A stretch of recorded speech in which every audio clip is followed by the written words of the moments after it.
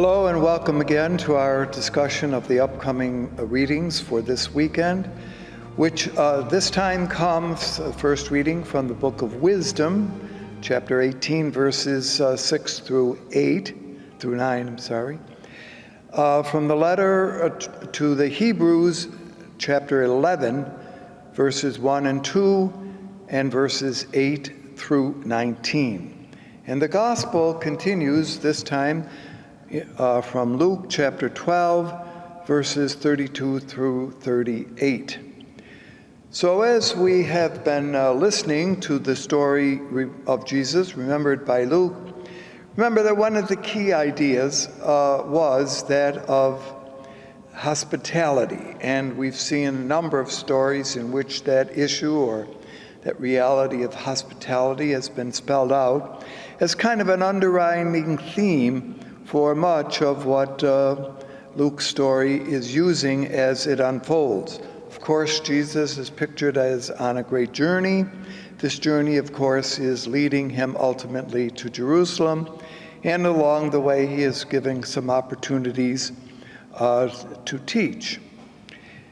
Now, in looking at the gospel tradition, let's look at chapter 12, which in a certain way picks up from last week. And you remember that Jesus had encouraged his disciples not to be hoarding things.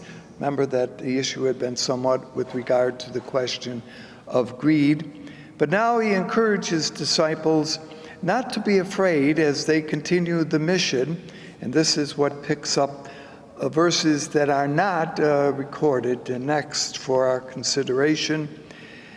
But this whole section has found that Jesus encourages disciples not to fear anything and assures them of their value in God's sight. Then had been the story of the rich man or fool who had stored up his possessions, and that had been verses 13 through 22. Now in verses 22 through 31, notice we're leading up to verse 32 where we begin this weekend. He tells them about God's providence and care.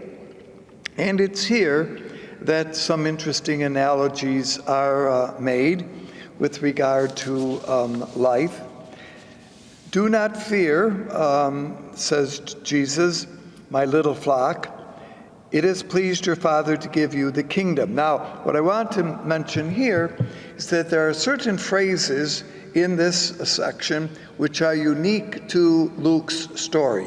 As I mentioned before, Luke and Matthew both have sources and often use the same words that are attributed to Jesus, which comes from a work which is called the cue or the source. But then there are some original sentences that belong uniquely here to Luke. So let me give you what those are. In verse 32, as I mentioned, do not fear, my little flock. It has pleased your Father to give you the kingdom.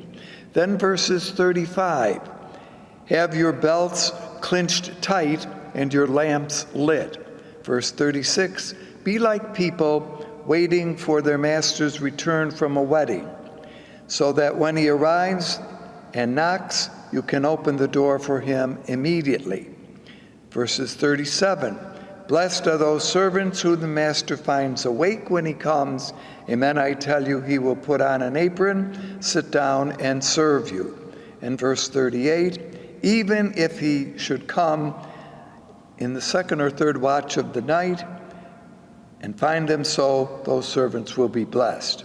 And then skipping to verses 41, Peter said to him, Lord, are you speaking this parable only to us or also to everyone?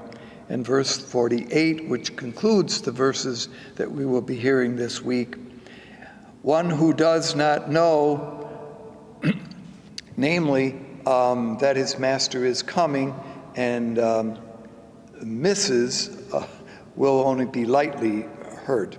Though he who does know that the master is coming and is not prepared will be more severely hurt. Now, I mention all of that to say that there's a uniqueness to the way in which Luke presents the story of Jesus this time. So let's pick up a little bit now in verse 32 as it begins. Jesus, remember, had counseled against greed and assures his disciples of God's providence. So as they are sent out, they are being sent out now with not a great deal to hang on to, only to be assured of God's presence and God's support with them. Catchwords as we listen to this section of Luke's gospel are watchfulness, preparedness, and fidelity. Now, a word about the idea of, and what I'm breaking this up a little bit this time, not necessarily flowing exactly, although I've kind of given already the gist of the message. Verses 42 to 46 talk about a faithful steward, S-T-E-W-A-R-D, who is put in charge of other servants in the absence of the master. Here, vigilance is on a day-to-day basis and must be fulfilled, namely this vigilance in between time. Blessed is the one who takes care of these things and is given more responsibility. When we use the word steward here, a better understanding is that it is the understanding of being a slave. And although the Gospels really never deal with the issue of slavery as such, that is, it was simply taken as a reality of life, not as something to be dealt with as wrong, as later generations will. And this is sometimes, just assumed, but steward is a nice word, is it not, for slave? Now, one who is not faithful, a slave who is not faithful, will be dismissed. Now, that's what the word translations is, or rejected. Indeed, the punishment that a steward who is not faithful, that is to his duty, is not that he will be rejected, but the real translation of the word is he will be cut in two as a punishment. So if there's a reason to stay awake, to be answerable to the master when he comes, you are not going to fall asleep lest that happen. It's interesting, isn't it? To be cut in two, literally, a form of execution, which was used in the ancient world for servants who did not, that is, slaves who did not do their duty faithfully. You are to stay awake. And here, of course, this is part of the message that we hear. Answerable to the master's whims, whether they be day or night. So any time that the master comes, this steward must stay awake. Talk about sleep deprivation. You could understand why he might fall asleep. Do you stay awake 24 hours every day, expecting or wondering when the master is going to return? Do you call this staying awake a virtue or not? Okay, and so there's a kind of question that someone might raise. It's interesting that the section says that when the master returns and finds the steward awake and taking care of his task, that the master will then sit down with the steward, eat with him, and even serve him. Now, that, of course, makes a nice kind of gesture on the part of Christians to suggest that Jesus, of course, will exemplify something like this in the Johannine story, where at the Last Supper, Jesus washes the feet of his disciples and encourages them to do the same for one another. Now, in fairness, In the world in which Luke writes this, and remember that Luke is writing this story essentially for Christians who come from a non-Jewish background, although there's certainly, Luke is very familiar with the Jewish tradition, but nevertheless he recognizes that his audience is very much influenced by the culture of Rome. And there were occasions in Roman life, in Roman society, in the time in which Luke lives, that there could be and were temporary role reversals, namely between the master and the slave. And this was built into the Roman slave system. I know that it was very cruel and very objective in some ways, but I think also keep in mind that there often was a close bond between master and slave, even in the world of the Roman world. Slaves were considered to be property, yes. They were deprived of rights. They could not, and certainly if they attempted revolts, would be put down with cruelty. But there often was a bond, a human bond between master and slave. In the Roman world, there was a week in the Roman calendar known as Saturnalia, which came in the end of the month of December, in which during this week, celebrations went on in the city of Rome and in other places where role reverses took place. That, as an aside, was probably one of the reasons why later on Christians chose that particular week to observe the birth of Jesus.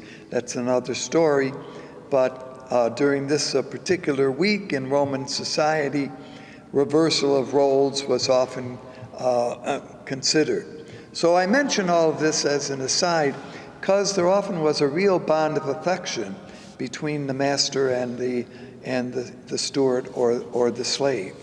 So all of that is to say that unfortunately, the issue of slavery was never really dealt with as we might understand it and hope that it might be today. Certainly, the idea that the master could delay his coming could provide, and this of course is brought up in the little passage that we're going to hear, an opportunity for the servant or slave who was in charge to exploit his situation. They had to listen to him. He had the voice of authority from the owner, from the master, so they were somewhat subject to the way in which he dealt them. And if he took advantage of that, well, you can see why if he got caught in it, then again there would be a severe punishment to be paid for it. But there was the possibility that the steward could have a double life side.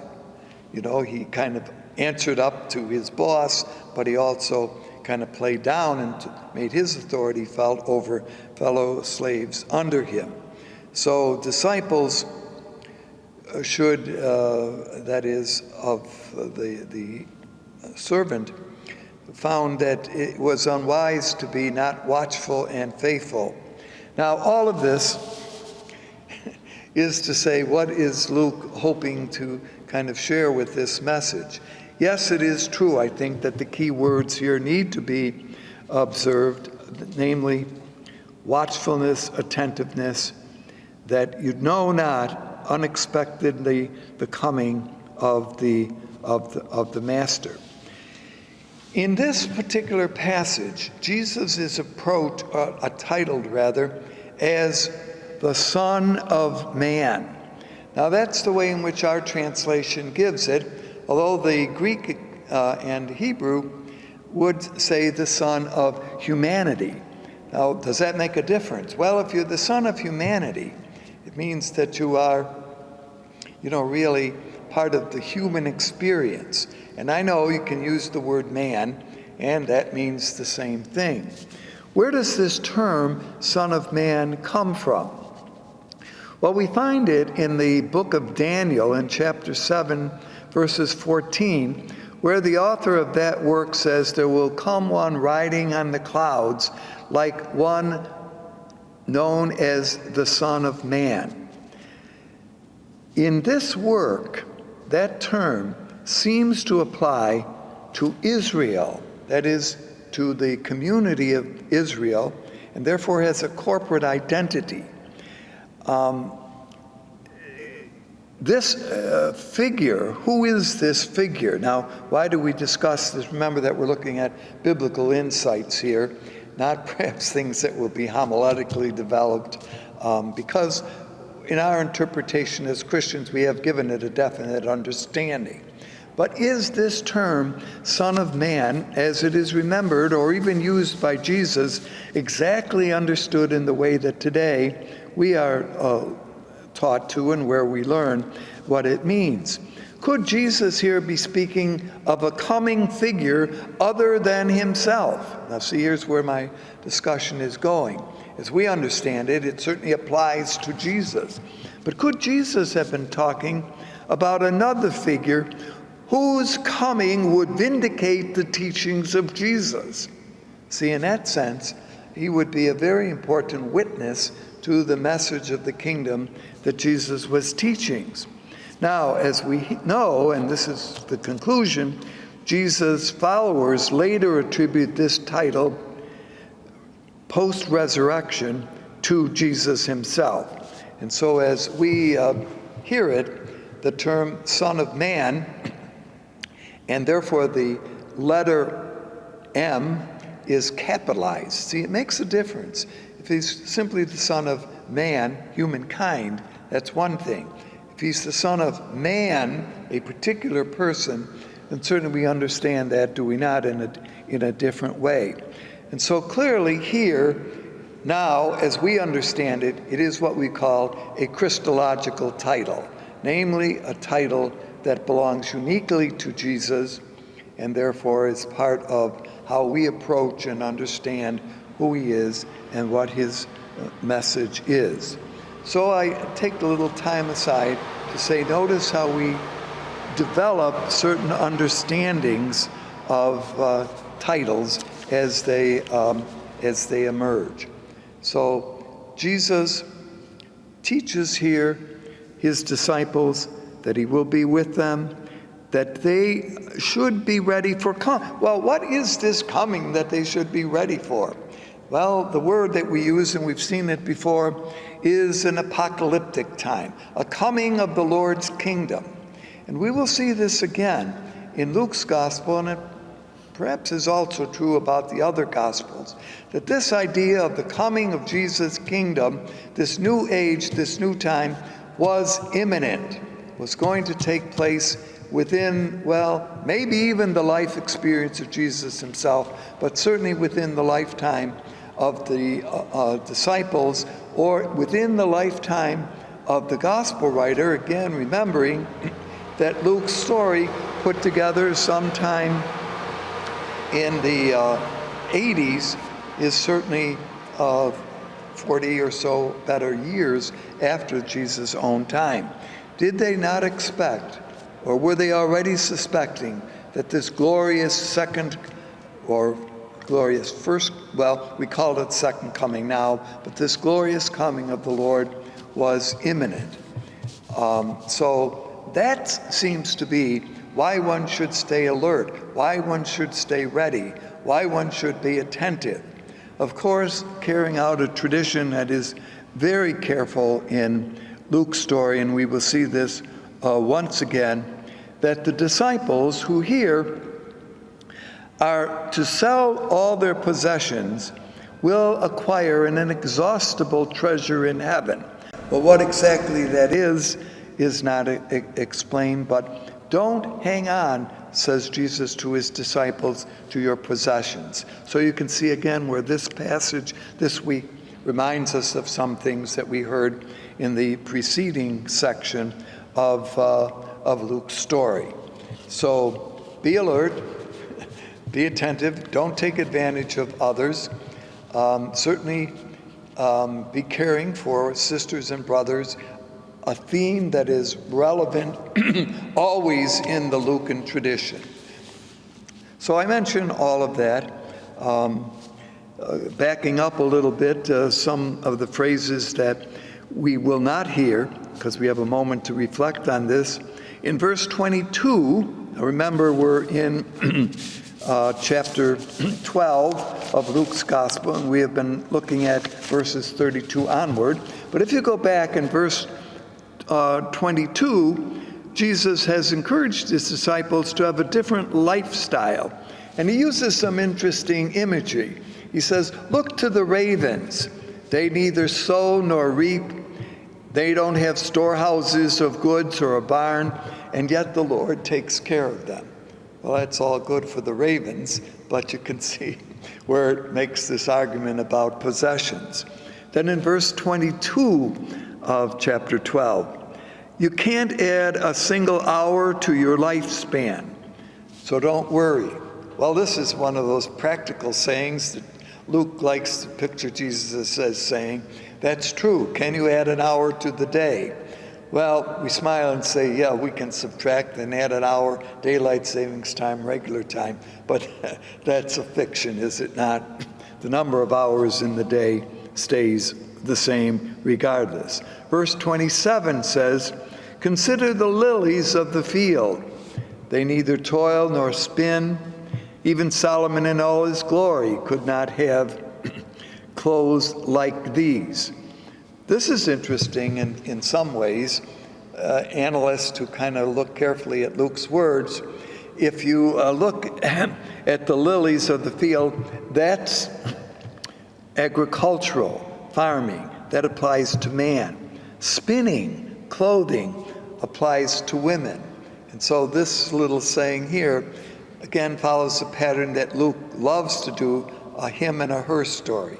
So, although we think of clothing, certainly how is clothing made? Well, through wool or whatever other kind of yarn is produced is generally the work of women. So this is incorporated in. Then he says in verse 28, look at the grass of the field, alive today and tomorrow it's thrown into the oven.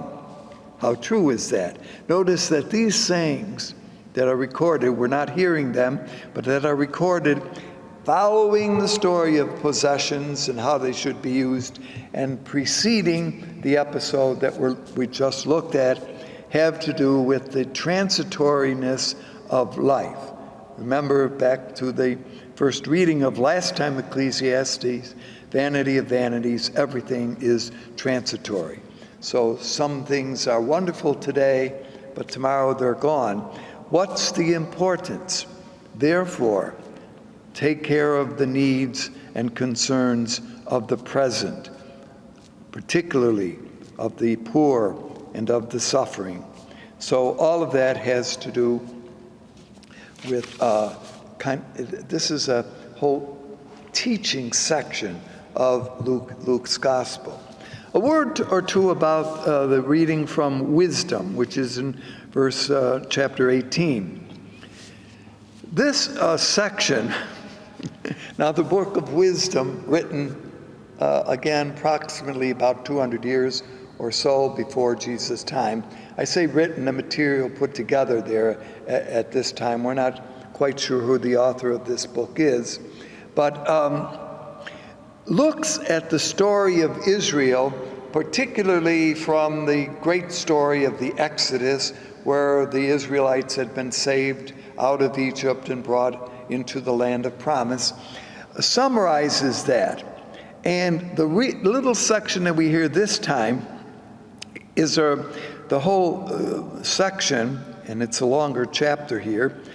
Don't you just love when we get just little sections of it and expect it to kind of put things into perspective?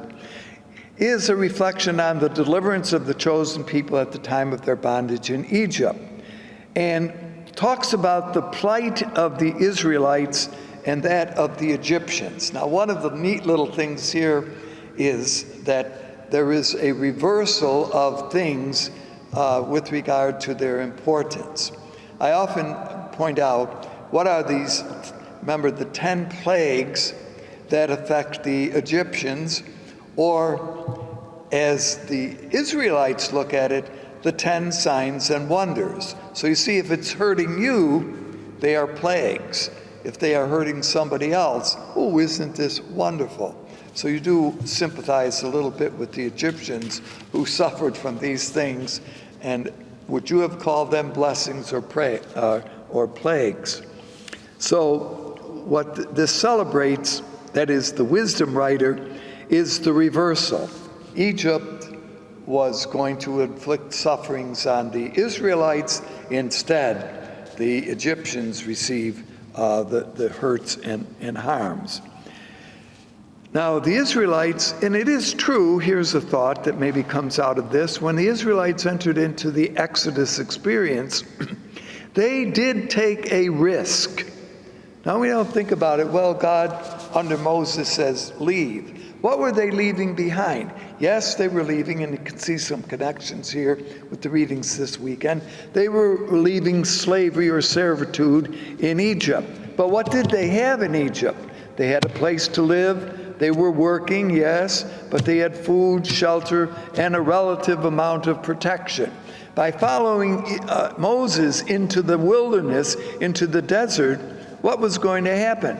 They moved only on the promise of God, but they did not know what the result would be, how long this journey would be, how things would spell out.